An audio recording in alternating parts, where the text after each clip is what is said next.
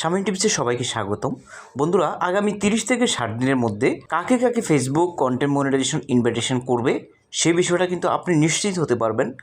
এবং কি দেখুন, অনেকের কিন্তু অনেক মনিটাইজেশন টুল ছিল, কারো শুধুমাত্র অ্যাডস অন রিল ছিল, কারো ছিল শুধুমাত্র ইনস্টিম অ্যাডস, বিভিন্ন জনের বিভিন্ন টুলস ছিল এবং কারো কারো অনেক রিচ ছিল, অনেক এঙ্গেজমেন্ট ছিল। তো সব কিছু মিলিয়ে সম্পূর্ণ ইতিহাসটা ভুলে ফেসবুক কিন্তু এখন নতুন যে আপডেট এসেছে সেই আপডেটের মাধ্যমে কিন্তু সবাই কিন্তু দিশেহারা। অনেকের কিন্তু মনিটাইজেশন নাই। একেবারে নতুন যারা, তাদেরও কিন্তু যে সমস্যাটা হয়েছে, একেবারে যারা পুরাতন ছিল, যাদের কয়েকটা টুল ছিল, তাদেরও কিন্তু সেম সমস্যাটা হয়েছে। তো আজকের এই ভিডিওতে আপনি ক্লিয়ার একটা ধারণা নিতে পারবেন যে আসলে আপনি কন্টেন্ট মনিটাইজেশন পাবেন কি পাবেন না।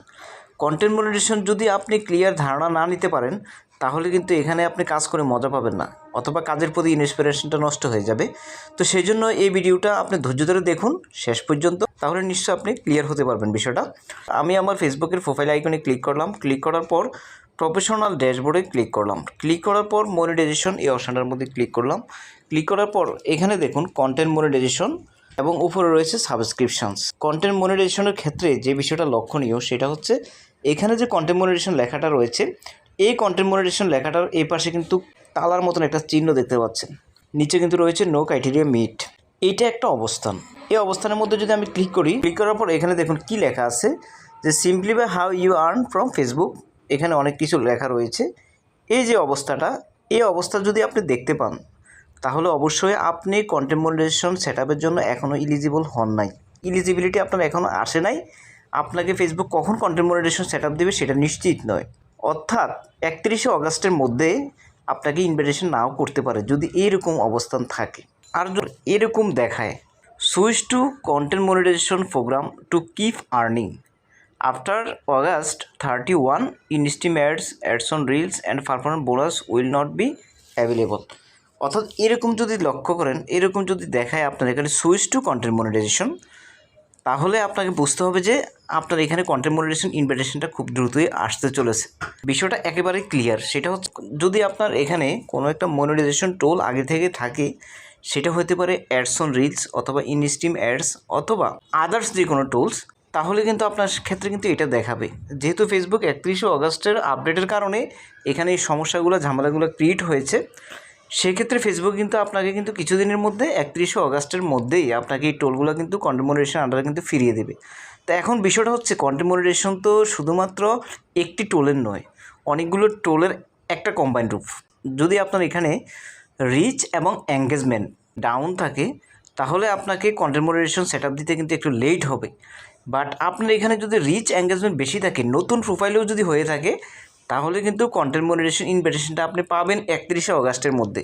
এই বিষয়টা অনেকখানি কিন্তু শিওর, কারণ ফেসবুক এই বিষয়টা কিন্তু অনেকবার বলেছেন যে 31শে অগাস্টের মধ্যে অ্যালগোরিদম পুরোটাকে চেঞ্জ করবে এবং যারা যারা প্রাপ্য তাদেরকে 31শে অগাস্টের মধ্যে ফেসবুক গণহারে কন্টেন্ট মনিটাইজেশন সেটআপ কিন্তু দিবেন। তো বন্ধুরা, ভিডিওর এই পর্যায়ে এসে রিকোয়েস্ট থাকবে, চ্যানেলের যদি নতুন এসে থাকেন চ্যানেলটিকে একটা সাবস্ক্রাইব করবেন। আপনাদের সাবস্ক্রাইব এবং লাইক শেয়ারে এই ধরনের কন্টেন্ট ক্রিয়েট করতে অনেক বেশি উৎসাহিত বোধ করি।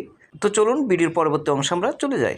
তো এখন বিষয়টা হচ্ছে আপনার এই ক্ষেত্রে যদি এরকম না আসে, তাহলে কিন্তু আপনি যে কাজটা করবেন সেটা হচ্ছে কন্টেন্ট মনিটাইজেশন পাওয়ার জন্য যে যে কাজগুলো করণীয়। দেখুন, এখন কিন্তু কোনো টুল নেই। কন্টেন্ট মনিটাইজেশন এখানে আসার পর যদি আমি এখানে চলে যাই, তাহলে আপনি দেখতে পাচ্ছেন লার্ন মোডে চলে যাওয়ার পর আগে কিন্তু একটা বেস্ট প্র্যাকটিস ছিল, কিন্তু এখন কোনো বেস্ট প্র্যাকটিস নাই। বাট এখানে কিছু ক্রাইটেরিয়া আছে, এটা নিয়ে একটা ভিডিও রয়েছে।